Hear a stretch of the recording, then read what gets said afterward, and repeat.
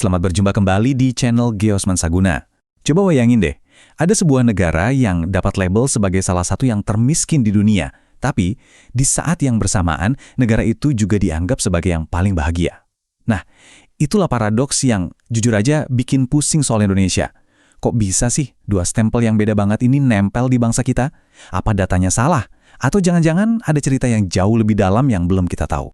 Nih, lihat, di satu sisi kita punya Bank Dunia, ya kan? Raksasa keuangan global yang laporannya seolah bilang Indonesia itu negara dengan penduduk miskin terbanyak kedua. Tapi di sisi lain ada Universitas Harvard, kiblatnya akademisi dunia, yang penelitiannya justru ngasih mahkota ke Indonesia sebagai negara yang paling berkembang dan bahagia. Gila kan? Dua institusi super kredibel tapi kesimpulannya bertolak belakang banget. Jadi, apa yang sebenarnya lagi terjadi di sini? Pertanyaan yang pasti langsung muncul di kepala kita semua. Tunggu. Gimana ceritanya ini bisa kejadian? Ini bukan cuma beda tipis loh. Ini bener-bener paradoks yang bikin kita garuk-garuk kepala. Nah, tenang. Dalam beberapa menit ke depan, kita bakal bedah misteri ini bareng-bareng. Oke, biar nggak bingung, ini peta perjalanan kita buat mecahin teka-teki ini. Pertama, kita pahami dulu paradoks dua wajah ini. Terus, kita dalamin soal uang versus makna. Habis itu, kita kenalan sama yang namanya ekonomi badak, yang jadi andalan kita lihat langsung bukti di perbatasan, dan terakhir, kita renungin bareng-bareng. Sebenarnya, apa sih yang paling penting? Yuk, kita mulai. Oke, kita masuk ke intinya.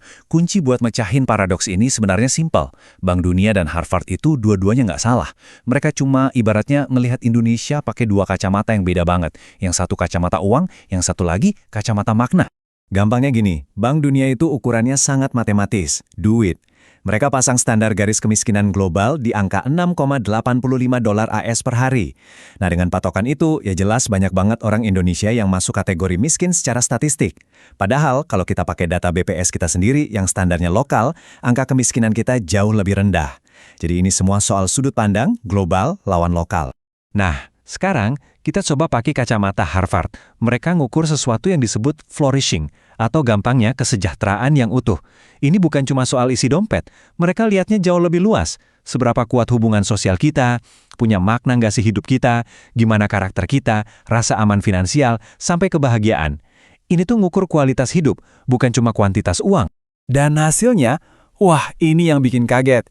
Indonesia ada di puncak. Skornya 8,3, jauh di atas negara-negara maju kayak Amerika Serikat. Dan yang lebih mengejutkan lagi, Jepang, salah satu negara paling tajir di dunia, malah ada di peringkat terakhir. Ini bukti telak sih, uang itu ternyata emang nggak selalu bisa beli kebahagiaan. Oke, sekarang kita geser sedikit. Di balik angka-angka kemiskinan dari Bank Dunia tadi, ternyata ada cerita lain yang tersembunyi. Sebuah cerita tentang kekuatan dan ketahanan ekonomi kita yang sering banget nggak kelihatan. Ini dia, kisah tentang ekonomi badak kita. Kenapa badak? Ya karena kayak badak. Ekonomi kita itu kulitnya tebal, tahan banting, dan gak gampang roboh cuma gara-gara digoyang dari luar. Mungkin larinya gak sekencang kuda, tapi pas ada badai, kuat banget, tangguh. Di sini nih kita ketemu paradoks lagi. Katanya rupiah bakal melemah, yang logikanya harusnya bikin pasar saham kita anjlok kan? Anehnya, IHSG kita malah diprediksi bakal cetak rekor tertinggi. Loh, kok bisa? Jawabannya ada di kepercayaan investor asing. Mereka ngelihat fundamental ekonomi jangka panjang kita itu kuat banget. Jadi gini, investor asing yang pinter itu ngelihatnya lebih jauh dari sekedar kurs harian. Mereka lihat mesin ekonomi kita yang terus jalan, pertumbuhan PDB kita stabil di atas 5%, inflasi di dalam negeri juga terkendali, dan yang paling penting, kita punya pasar raksasa, 287 juta orang. Ditambah lagi kebijakan hilirisasi yang bikin kita makin berdaulat. Analogi kerennya tuh kapal Indonesia ini udah ganti lambung dari kayu jadi baja. Ombak di luar boleh gede, kapalnya pasti goyang, tapi nggak bakal tenggelam. Dan salah satu bukti paling nyata dari kekuatan kebijakan baru ini datang dari sesuatu yang kita lihat tiap hari, yang sederhana banget, kelapa. Ya, kelapa. Ini jadi bukti gimana sebuah strategi di dalam negeri bisa punya dampak besar sampai ke negara tetangga. Strateginya simple tapi cerdas banget. Pertama, stop ekspor kelapa mentah. Udah, cukup. Kedua, kita olah sendiri kelapa itu jadi produk yang harganya lebih mahal, kayak santan kemasan atau minyak kelapa. Ketiga, yang paling penting, penuhi dulu kebutuhan orang di dalam negeri, biar harga stabil. Nah, kalau udah cukup, sisanya baru diekspor.